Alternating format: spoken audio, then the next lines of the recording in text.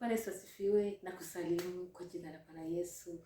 Nakupenda na Bwana Yesu anakupenda. Siku ya leo tunamshukuru Mungu kwa sababu ni siku ya kwanza ya mwezi wa 3. Amen. Na leo ni siku ya kwanza ya juma.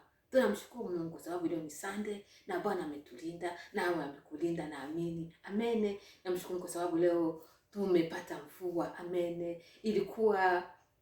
Jua ilikuwa inawaka kubwa, lakini hapo tu nikasikia mvua inakuja na nilikuwa nataka kusoma Bible na nikakimbia nje kwa sababu nilikuwa nimeanika nguo zangu nje, na wakati nilipofika nje mvua ilikuwa nzito na kubwa. Amen. Lakini nikasema mvua na kunyamazisha, unyamanze.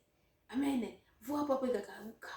Namshukuru Mungu, nikaanua nguo zangu na nikazileta nyumbani. Amen. Na sikuloana tena na nguo hazikuloana kwa sababu zilikuwa zimekauka. Namshukuru kwa sababu hata mvua inasikia sauti ya Bwana Yesu. Amen. Hata mawimbi baharini inatulia kwa jina la Yesu. Ni jina kubwa ambalo Bwana Yesu ametupatia. Jina lina mamlaka, na neno la Mungu nasema kwamba kila goti litapigwa kwa jina la Yesu na kila ulimi utakiri kwamba Yesu ni Bwana. Bwana Yesu asifiwe. Ni jina kubwa ambalo tumepewa, ambalo ni ushindi wetu kila wakati. Mungu akubariki kwa siku ya leo tena. Naamini uko salama na tutaonana baadaye kwa jina la Bwana.